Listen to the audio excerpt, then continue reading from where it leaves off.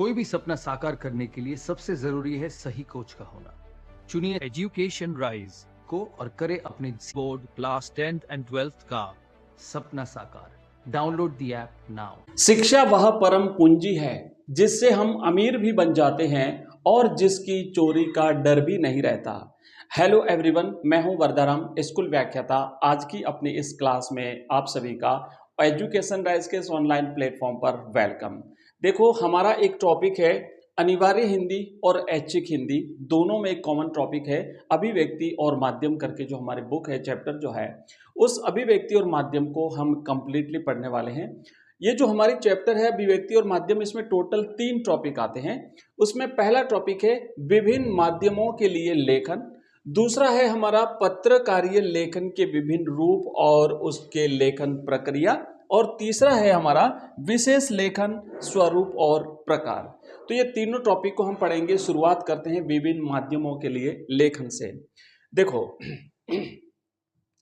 जो विभिन्न माध्यमों के लिए लेखन है, तो इसमें हम बात करेंगे जो आधुनिक लेखन के जो आधुनिक माध्यम है ना, क्योंकि लेखन तो बहुत प्राचीन समय से कार्य होता रहा है अलग अलग विभिन्न विभिन्न तरीकों से, लेकिन जो लेखन के जो आधुनिक माध्यम है वो 4 माध्यम हैं। तो अगर हम देखें कि जो जनसंचार के माध्यम है, विभिन्न जनसंचार माध्यम, या फिर हम इसे ये कह सकते हैं कि जनसंचार के आधुनिक माध्यम। याद रखना थोड़ा सा इस चीज को, जनसंचार के आधुनिक माध्यम, जनसंचार के आधुनिक माध्यम। ठीक है, माध्यम लिखा हुआ है। तो ये 4 हैं। एक है प्रिंट मीडिया, जिसे हम कहते हैं हिंदी में मुद्रित माध्यम, क्योंकि ये प्रिंट होता है, छपता है, जैसे समाचार पत्र, जैसे पत्रिकाएं, जैसे पुस्तकें ये। फिर है टीवी यानी टेलीविजन, जिस पर हम दृश्य और खबरें सुनते हैं, देखते हैं। रेडियो जो हमें सुनाई देता है, और इंटरनेट जिस पर हम जब भी चाहें दुनिया के किसी भी कोने से चीज पढ़ सकते हैं, देख सकते हैं, वहां पर उससे कांटेक्ट कर सकते हैं। तो ये है जनसंचार के 4 माध्यम। पहला प्रश्न अगर बनता है जनसंचार के आधुनिक जनसंचार के 4 माध्यमों के नाम लिखिए, या कितने माध्यम है, तो लिखेंगे 4 माध्यम है। नाम है प्रिंट मीडिया, रेडियो, टेलीविजन और इंटरनेट।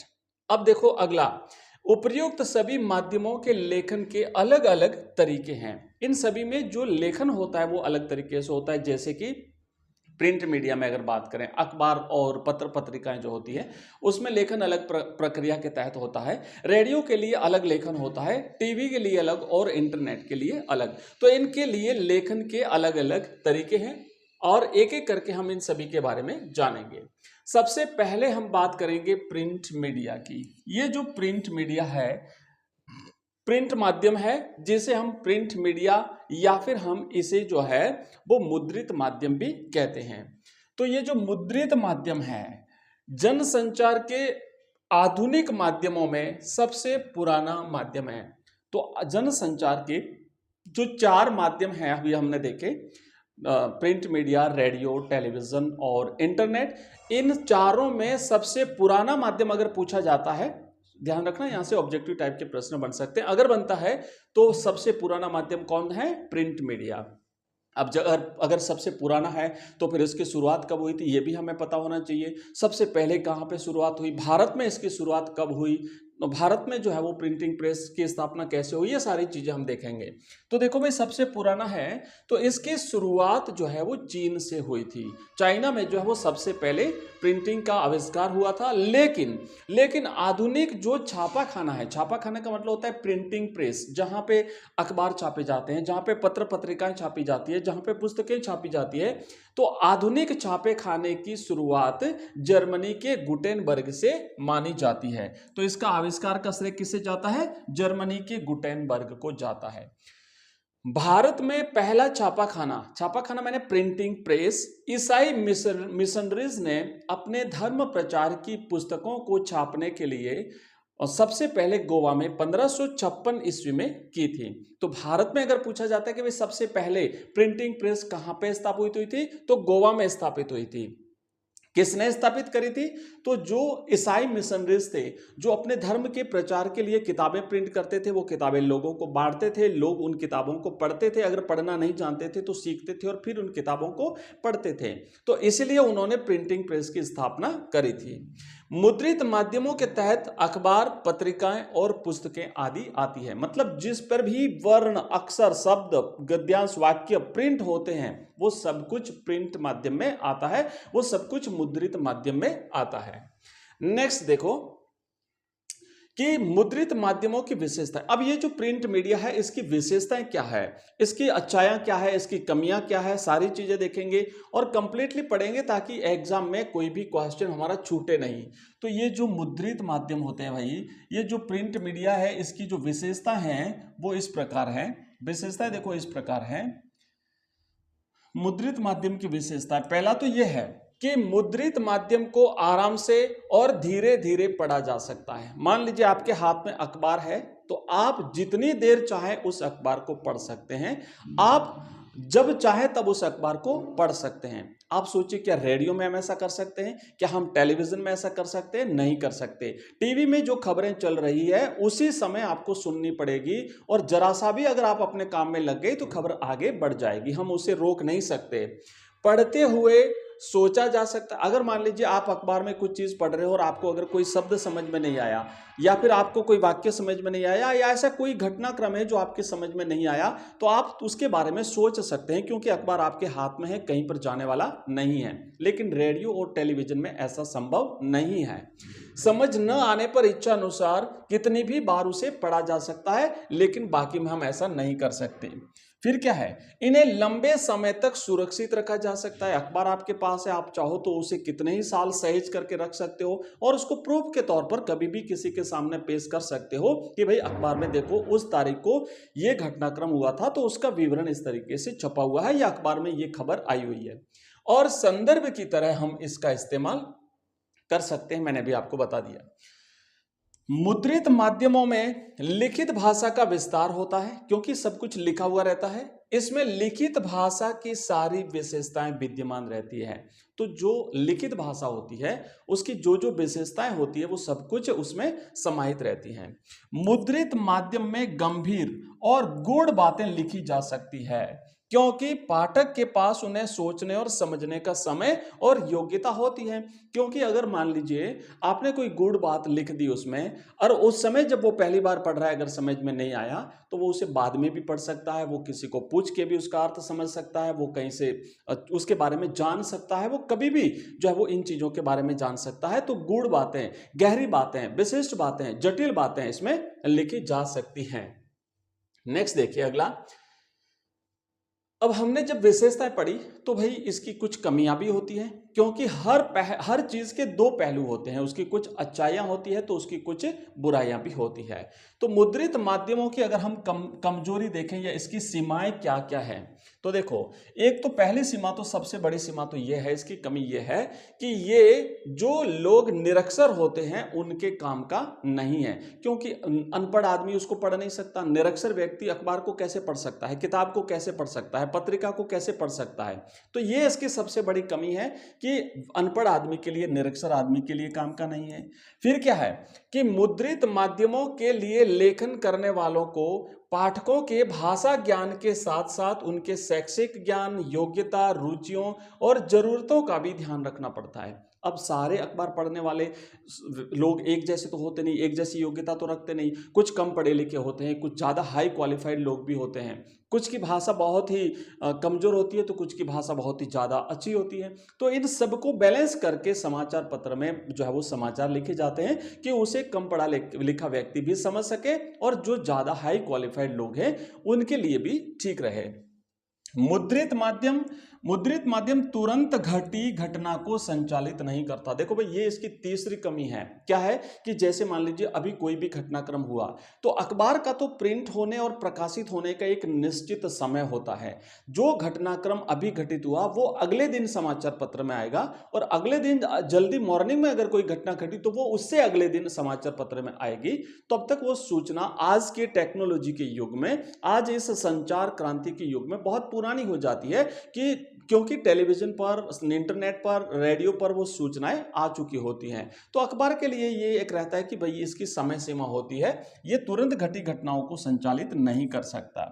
फिर क्या है कि मुद्रित माध्यमों के लेखकों और पत्रकारों को प्रकाशन की समय सीमा का पूरा ध्यान रखना पड़ता है। कोई घटना ऐसी है तो समय देखना पड़ता है कि भाई अखबार जब कल लोगों के सामने जाएगा तो वो किस हिसाब से हमें पेश करना है। तो ये सारी चीजों को ध्यान रखना पड़ता है। एक वर्ड आया यहाँ पे डेडलाइन, याद रखिएगा ये डेडलाइन अलग से भी जैसे पूछा जा सकता है कि डेडलाइन से क्या तात्पर्य है। तो अखबार या पत्रिका में समाचारों को प्रकाशन के लिए छापने की एक निश्चित समय सीमा होती है, उसे डेडलाइन कहते हैं। अगला है कि शब्द सीमा का ध्यान रखना आवश्यक होता है, क्योंकि अखबार में असीमित जगह नहीं होती, उसमें फिक्स पेज होते हैं और उसमें जो पेज होते हैं उसे अपन बढ़ा नहीं सकते और कम भी नहीं कर सकते, मतलब समाचार पेज खाली भी तो नहीं रहना चाहिए। तो शब्द सीमा का भी ध्यान रखना पड़ता है। नेक्स्ट देखिए, अगला पेज पे चलते हैं और यहाँ पे देखेंगे कि जो मुद्रित माध्यम है यानी जो प्रिंट मीडिया है, इसमें लेखन के लिए ध्यान रखने योग्य बातें। प्रिंट मीडिया के लिए लेखक को क्या क्या चीजें ध्यान में रखनी पड़ती हैं। तो एक तो देखो कि भाषा, व्याकरण, वर्तनी और शैली का ध्यान रखना आवश्यक है।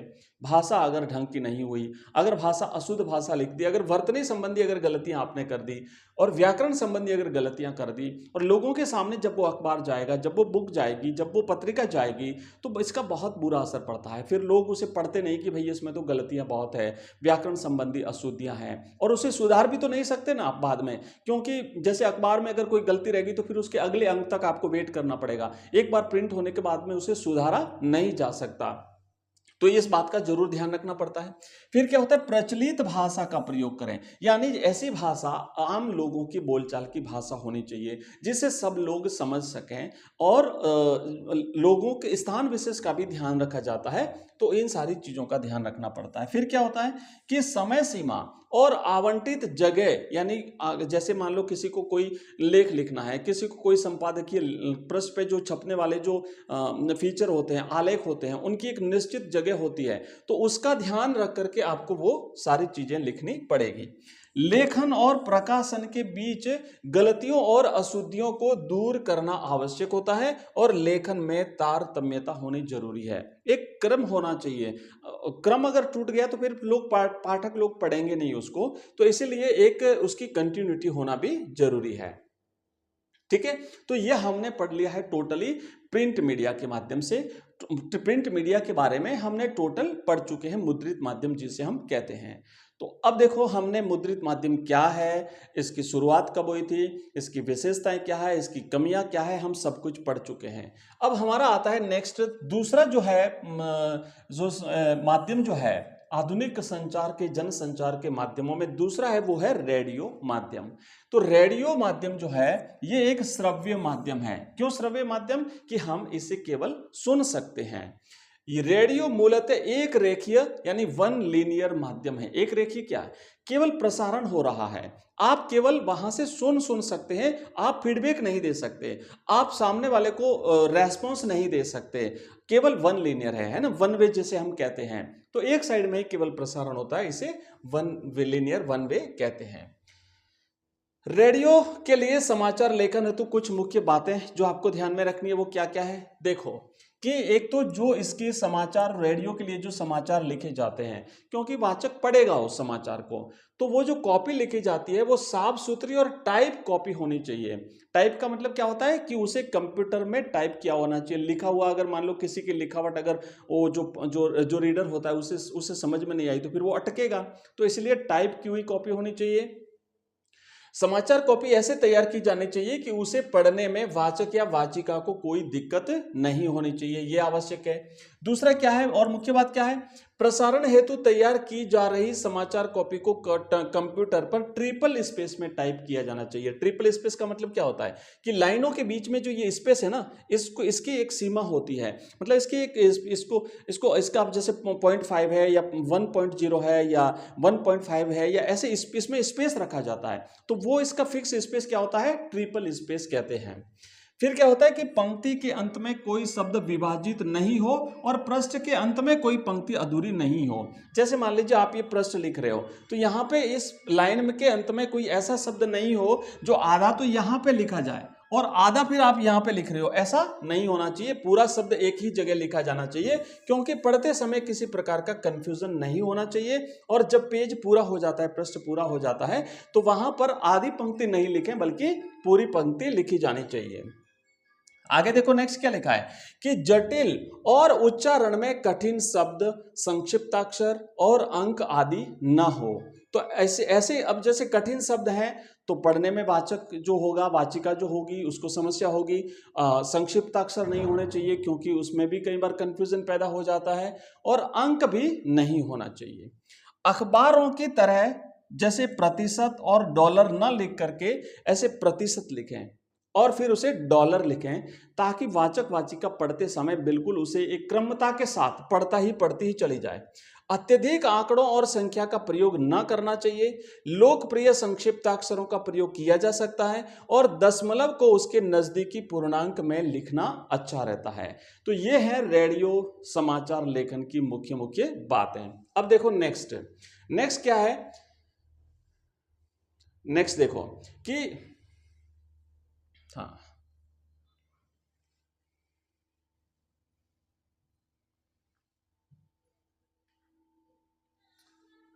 चलिए अब हम करेंगे टेलीविजन। टेलीविजन तीसरा हमारा जो माध्यम है लेखन का वो है टेलीविजन। तो टेलीविजन एक दृश्य श्रव्य माध्यम है। क्यों? क्योंकि इसमें हम देख भी सकते हैं और इसे हम सुन भी सकते हैं। तो ये कैसा हो गया माध्यम? दृश्य और श्रव्य माध्यम। फिर क्या है कि टीवी के लिए खबर लिखने की मूल शर्त है दृश्य के साथ लेखन। मतलब जब आप दृश्य दिखा रहे हो ना उसी समय वो आवाज भी आ जानी चाहिए। ऐसा नहीं हो कि आप खबर किसी और की चला रहे हो और वहां पे फुटेज अलग दिखा रहे हो, वीडियो अलग चल रहा है या फिर पिक्चर अलग चल रही है, तो ये नहीं होना चाहिए। तो इसकी मुख्य विशेषता क्या है? इसकी मुख्य शर्त है दृश्य के साथ लेखन। नेक्स्ट देखो आगे अगले पेज पे चलते हैं। यहां पर है टेलीविजन के खबरों के विभिन्न चरण। अब ये टेलीविजन में जो खबरें प्रसारित होती है ना इसके अलग अलग चरण होते हैं। टोटली इसके 7 चरण हैं। तो एक एक करके हम 7 चरण पढ़ लेते हैं क्योंकि एक एक चरण से भी प्रश्न पूछा जा सकता है। जैसे लाइव किसे कहते हैं, फोन इन क्या होता है, एंकर बाइट किसे कहते हैं, ड्राई एंकर क्या होता है, एंकर पैकेज क्या है। तो ये सारी चीजें हम एक एक करके देख लेते हैं। टेलीविजन में खबर लिखने के 7 चरण होते हैं। टोटल कितने चरण होते हैं अगर पूछा जाए टेलीविजन में खबर लिखने के कितने चरण होते हैं? तो 7 चरण होते हैं। पहला है फ्लैश या ब्रेकिंग न्यूज। अब फ्लैश या ब्रेकिंग न्यूज क्या होती है? तो कम से कम शब्दों में मात्र सूचना देना। आपने देखा कई बार क्या होता है कि पूरी स्क्रीन पर टीवी पे जैसे कोई समाचार चल रहा है तो बीच में अचानक से पूरी स्क्रीन पर आता है ब्रेकिंग न्यूज, राइट। और फिर बहुत ही कम शब्दों में एक सूचना दी जाती है ऐसा हुआ। जैसे मान लीजिए कहीं भयंकर बाढ़ आ गई है ना, तो ब्रेकिंग न्यूज बंगाल में भीषण बाढ़। ब्रेकिंग न्यूज एक अभी जैसे मान लो कल परसों ये जो एमपी में एक जो पटाखा फैक्ट्री थी, अवैध पटाखा फैक्ट्री, उसमें भीषण धमाका हुआ, कितने ही लोग हताहत हुए। तो ये ब्रेकिंग न्यूज इस प्रकार की जो है वो ब्रेकिंग न्यूज होती है। फिर क्या होता है कि ये तत्काल दर्शकों तक पहुंचाई जाती है। ये जो फ्लैश न्यूज होती है, जो ब्रेकिंग न्यूज होती है, ये कम से कम शब्दों में सूचना देने के लिए होती है और तत्काल लोगों तक सूचना पहुंचाई जाती है। नेक्स्ट तो ये हो गया पहला हमारा। दूसरा पॉइंट क्या है? Dry anchor. ड्राई एंकर में क्या होता है कि जब तक दृश्य नहीं आ जाते, मतलब जहां घटनाक्रम हुआ वहां से पिक्चर नहीं आया, वहां से कोई वीडियो क्लिप नहीं आई, तो तब तक क्या होता है कि एंकर खबर के बारे में रिपोर्टर से मिली जानकारियों के आधार पर सूचना पहुंचाता है। अभी देखो अभी तो क्या होता है कि टेक्नोलॉजी के युग में तो जो भी घटना हुई तुरंत पहुंच जाती है चीजें। पहले ऐसा होता था कि पिक्चर्स बाद में आती थी, फोटो वीडियो बाद में आते थे क्योंकि टेक्नोलॉजी इतनी एडवांस नहीं थी। समाज फोन से बात कर लेते कि भाई ऐसा घटनाक्रम हुआ या ये हुआ, तो उस समय ये थोड़ा सा चलता था ड्राई एंकर की। लेकिन आजकल तो जितनी तुरंत सूचना आती है, समाचार आता है, उतने तुरंत फोटो भी आ जाते हैं, पिक्चर्स भी आ जाती है, वीडियो भी आ जाता है, सब कुछ आ जाता है। नेक्स्ट होता है तीसरा जो है वो है अपना अगला पॉइंट जो है वो फोन इन। फोन इन क्या होता है कि जो एंकर होता है ना, एंकर मतलब जो उद्घोषक है, जो समाचार वाचक होता है। रिपोर्टर मतलब जो घटना स्थल पर व्यक्ति, उनका जो संवाददाता मौजूद है वो रिपोर्टर होता है। रिपोर्टर से बात बात यानी फोन पर बात करता है। कि आपने देखा होगा कई बार टेलीविजन में, टीवी में जो समाचार चलते हैं ना, तो वहां से फोन लगाया जाता है और उनसे कहते हैं हाँ भाई आप बताइए, आप घटनास्थल पर मौजूद हैं, तो आप बताइए अभी वहां पे क्या चल रहा है, कितने लोग आए हुए हैं, मीटिंग के बारे में जैसे हो गया, कोई वहां पे कोई अगर कोई कार्यक्रम प्रसारित करना है, तो जैसे प्रधानमंत्री जी मान लो कहीं आ रहे हैं, तो कि भाई आप बताइए, जैसे राम मंदिर का भी जो प्राण प्रतिष्ठा हुई थी भगवान राम जी की, तो वहां पे इस प्रकार का जो कार्यक्रम होता है, तो जो संवाददाता उपलब्ध होता है उससे डायरेक्ट बात करके वहां की खबरों के बारे में जाना जाता है। तो उनको फोन करके जो है वो खबर विस्तार से दी जाती है, वो कहलाता है फोन इन। 3 पॉइंट हो गए। आगे देखो चौथा क्या है। चौथा पॉइंट होता है इसमें कि एंकर विजुअल। एंकर विजुअल में क्या होता है कि घटना के दृश्य या विजुअल मतलब पिक्चर्स दिखाना, वीडियो दिखाना, प्राप्त होने पर उनके आधार पर लिखी गई खबर पढ़ना, और इसमें कुछ दृश्य भी दिखाई जाते हैं, तो वो घटना फिर दृश्य के साथ दिखा दी जाती है, पूरा विस्तार से उसे पढ़ा जाता है। नेक्स्ट होता है एंकर बाइट। ये है अपना चौथा और ये है पांचवा। एंकर बाइट क्या है? बाइट का मतलब होता है कथन। अब किसी खबर को प्रामाणिकता प्रदान करने के लिए प्रत्यक्षदर्शियों या फिर संबंधित व्यक्तियों का कथन दिखाना। अब जैसे कहीं पर कोई घटनाक्रम हुआ, तो वहां पे जब संवाददाता पहुंचता है, वहां का दृश्य देखता है, फिर वहां पे जो लोग उपस्थित होते हैं उसमें से जो प्रत्यक्षदर्शी थे, जो उस समय मौजूद थे जब घटना हुई, उन लोगों से फोन पे बात करते कि हाँ आप बताइए आपने क्या देखा, या फिर जो जिनके साथ घटना हुई है उनसे कहते चलो बताइए ये घटना कब हुई, आप कहाँ क्या कर रहे थे, कैसे आपके साथ ये हुआ। तो उनसे जो बात करके जो खबर को प्रामाणिकता प्रदान की जाती है कि हाँ खबर बिल्कुल सही है, क्योंकि ये खुद प्रत्यक्षदर्शी वहां पे मौजूद था, या जिसके साथ घटना हुई, मान लीजिए लूट हो गई किसी के साथ, तो क्या बताइए आपके साथ क्या हुआ, कैसे हुआ, आप क्या कर रहे थे।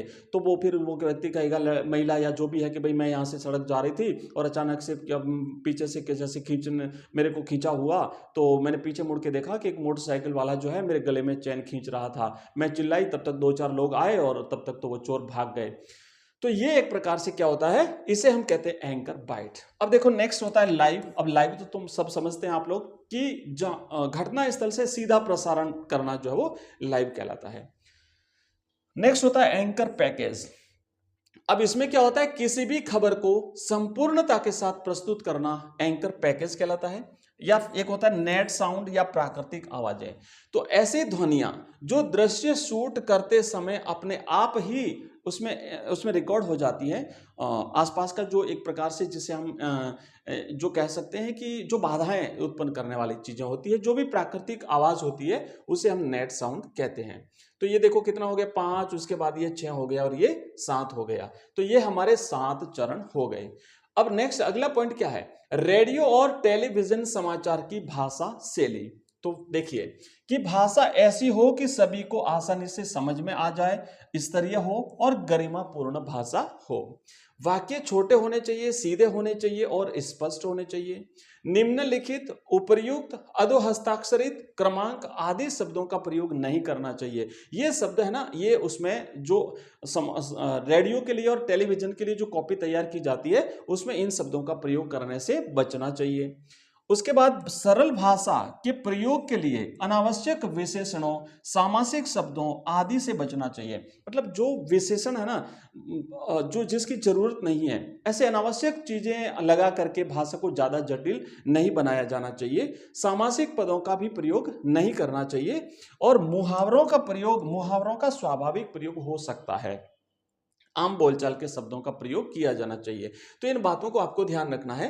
वैसे हमने अलग से भी, जैसे टेलीविजन, इसके रेडियो के लिए जो समाचार कॉपी तैयार की जाती है उसकी अलग विशेषताएं हमने पढ़ी है। लगभग यही विशेषताएं जो है वो उसके लिए होती है, टेलीविजन के लिए।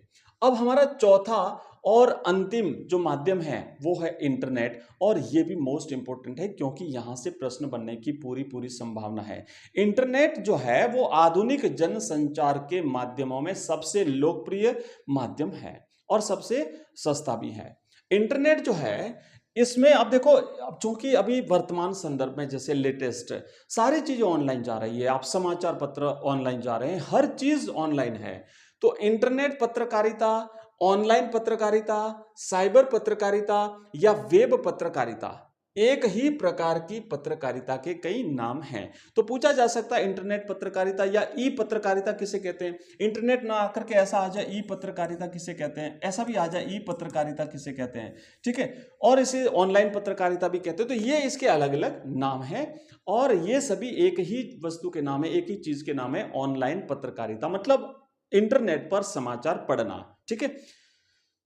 इंटरनेट एक औजार अर्थात टूल है जिसे सूचना, मनोरंजन, ज्ञान और व्यक्तिगत एवं सार्वजनिक संवादों के आदान प्रदान के लिए प्रयोग किया जा सकता है। तो इंटरनेट क्या हुआ? इंटरनेट एक माध्यम है, एक टूल है जिसके बारे में हम शिक्षा प्राप्त कर सकते हैं, जिसके बारे में हम मनोरंजन कर सकते हैं, जिससे हम सूचना प्राप्त कर सकते हैं या हम किसी दूसरे व्यक्ति तक सूचना भेज सकते हैं। तो ये एक ऐसा माध्यम है। नेक्स्ट देखो अगला क्या है कि जो इंटरनेट है इसमें इंटरनेट पत्रकारिता, अब एक ये पूछा जा सकता है कि भाई इंटरनेट पत्रकारिता क्या है। तो देखो इंटरनेट पर किसी भी रूप में खबरों का प्रकाशन या प्रसारण ही इंटरनेट पत्रकारिता कहलाता है। आपने कोई भी सूचना इंटरनेट पर उपलब्ध करा दी तो वही इंटरनेट पत्रकारिता है, जिसे जो व्यक्ति को से रिलेटेड है वो लोग पढ़ लेंगे। इंटरनेट पत्रकारिता का इतिहास, अब हम जानेंगे इसका इतिहास कितना पुराना है। तो आज वैश्विक स्तर पर अगर हम पूरे वर्ल्ड लेवल पर देखें तो इंटरनेट पत्रकारिता का तीसरा दौर चल रहा है, मतलब इसे थर्ड जनरेशन हम कह सकते हैं। जैसे मोबाइल में अभी फिफ्थ जनरेशन है ना, जिसे 5G अपन कहते हैं, 4G था, फिर 5G आया, अब नेक्स्ट 6G 7G आएगा। तो इंटरनेट जो ई पत्रकारिता है, इंटरनेट पत्रकारिता, इसका तीसरा दौर जो है वो चल रहा है। इसे हम 3G कह सकते हैं, थर्ड जनरेशन कह सकते हैं। तो पहला दौर कब चला था? तो 1982 से 1992। अब सोचो कितना पुराना, 1982 से 1992, 10 वर्षों का जो समय था वो फर्स्ट दौर था, क्योंकि उस समय शुरुआत हुई थी, थोड़ी थोड़ी शुरुआत हुई थी, हल्की फुल्की शुरुआत हुई थी। दूसरा दौर शुरू होता है 1993 से 2001 और तीसरा जो दौर है जो अभी चल रहा है, ये थर्ड जनरेशन जो चल रही है, ये है 2002 से लेकर के अब तक का जो है वो तीसरा चरण चल रहा है। अब देखो नेक्स्ट देखिए कि सच्चे अर्थों में इंटरनेट पत्रकारिता की शुरुआत 1993 से हुई। मतलब ये जो थर्ड जो चरण शुरू हुआ है 2001 से, उससे पहले का जो चरण था है ना, 1993 से जो शुरू हुआ है उससे 2002 के बीच में इसकी वास्तविक शुरुआत जो है वो होती है। इस दौर में नई वेब भाषा HTML है ना, HTML, इसका फुल फॉर्म होता है हाइपरटेक्स्ट मार्कअप लैंग्वेज। ये आई थी, HTML आई, फिर ईमेल आया और फिर इंटरनेट एक्सप्लोरर, एक वेब ब्राउजर होता है जैसे क्रोम होता है ना आजकल, जो पहले मौजिला भी था और अब तो एज भी आ गया, EDGE एज जो माइक्रोसॉफ्ट का है, इंटरनेट एक्सप्लोरर के स्थान पे। तो पहले ये आया था इंटरनेट एक्सप्लोरर, और नेटस्केप नाम के ब्राउजर आए थे। New York times, Washington post, CNN, BBC आदि ने अपने प्रसारणों के इंटरनेट संस्करण निकाले। तो ये जो वर्ल्ड लेवल की जो समाचार चैनल थे, इन्होंने इंटरनेट पर जो है वो समाचार देना शुरू कर दिया। अब देखो नेक्स्ट है कि भारत में इंटरनेट पत्रकारिता के बारे में हम जानेंगे। भारत में कब शुरुआत हुई, ये इसके बारे में क्या है। तो भारत के लिए इंटरनेट पत्रकारिता का दूसरा दौर 2003 से शुरू हुआ, ठीक है। और जबकि पहला दौर 1993 से शुरू हुआ माना जाता है। वर्ल्ड लेवल पर देखें तो 1982 में शुरू हुआ था पहला दौर, जबकि भारत में 1993 से। जब विश्व स्तर पर दूसरा दौर था वो भारत में पहला दौर था। अभी जो विश्व स्तर पर तीसरा दौर है वो भारत में दूसरा दौर है। आज पत्रकारिता की दृष्टि से टाइम्स ऑफ इंडिया, अगर भारत के समाचार पत्रों की बात करें तो टाइम्स ऑफ इंडिया है, हिंदुस्तान टाइम्स है, इंडियन एक्सप्रेस है, NDTV है, IBN है, जी न्यूज है, आदि बेहतर साइट्स हैं। तो आप अगर इन अखबार को आप ऑनलाइन पढ़ना चाहते हो, आप गूगल में जाइए, सर्च कीजिए टाइम्स ऑफ इंडिया, आप सर्च कीजिए हिंदुस्तान टाइम्स, आप सर्च कीजिए कोई भी समाचार पत्र, आपको वहां पे मिल जाएंगे। रीडिफ जो है, रीडिफ को भारत की पहली साइट कहा जा सकता है, ऑनलाइन साइट। वेबसाइट पर विशुद्ध पत्रकारिता शुरू करने का श्रेय तहलका.com को जाता है, ओके, भारत में। अब देखो नेक्स्ट और अंतिम हमारा ये टॉपिक रहेगा हिंदी नेट संसार। इससे भी कई बार प्रश्न जो है वो बनता है। तो पहला तो कि हिंदी में नेट पत्रकारिता वेब दुनिया नाम से शुरू हुई थी। उसके बाद यह पोर्टल हिंदी का संपूर्ण पोर्टल है। प्रभास साक्षी नाम का अखबार प्रिंट रूप में न होकर केवल इंटरनेट पर ही उपलब्ध है। हिंदी वेब जगत में कई साहित्यिक पत्रिकाएं चल रही है, जैसे अनुभूति, अभिव्यक्ति, सराय आदि। हिंदी वेब पत्रकारिता की सबसे बड़ी समस्या, अब हिंदी में ये इंटरनेट पत्रकारिता इतनी पीछे क्यों है, इसका क्या कारण है? तो इसकी सबसे बड़ी समस्या है हिंदी के फॉन्ट का न होना। जैसे इंग्लिश में जो कीबोर्ड होता है उसमें प्रत्येक की फिक्स रहती है, एल कहाँ है, वो कहाँ है, लेकिन हिंदी में ऐसी अभी तक अवेलेबल नहीं है। तो हमें लर्न करना पड़ता है ना, और लर्न करके याद करके कि अच्छा यहाँ पे ये रहेगा, अ रहेगा, ब कहाँ रहेगा, स कहाँ रहेगा, ऐसे। तो ये ऑब्जेक्टिव में प्रश्न बन भी सकता है। तो हिंदी वेब पत्रकारिता की सबसे बड़ी समस्या क्या है? हिंदी के फॉन्ट का न होना। अभी भी हिंदी का एक कीबोर्ड उपलब्ध नहीं है मार्केट में। आपने आज तक भी हिंदी का कीबोर्ड नहीं देखा होगा। अब वेब दुनिया और माइक्रोसॉफ्ट ने यूनिकोड फॉन्ट बनाए हैं, जो कि अब हेल्प करेंगे आने वाले समय में। तो देखो, ये हमने अभी तक पढ़ा टोटली। अभी हमारा एक टॉपिक कवर हुआ। हमने देखो 3 चीजें देखी थी जब क्लास को स्टार्ट किया था उस समय। तो 2 चीजें अभी बाकी है, जो कि नेक्स्ट अपनी जो क्लास होगी उसमें हम कंप्लीटली पढ़ लेंगे। और ये 2 क्लास में आपका ये जो अभिव्यक्ति और माध्यम वाला टॉपिक है ये कंप्लीटली पूरा हो जाएगा। आप हमारा टेलीग्राम चैनल ज्वाइन कर सकते हैं, व्हाट्सएप ग्रुप ज्वाइन कर सकते हैं। नंबर है 9079622989। इस नंबर पे आप हमें व्हाट्सएप मैसेज कर सकते हैं। तो कैसी लगी आपको ये क्लास, मुझे कमेंट बॉक्स में कमेंट करके जरूर बताइए। वीडियो को लाइक करिए, चैनल को सब्सक्राइब करिए और इस मित्रों के साथ अपनी इस क्लास को शेयर भी करिए। मिलते हैं अपनी अगली क्लास में, तब तक के लिए जय हिंद, जय भारत।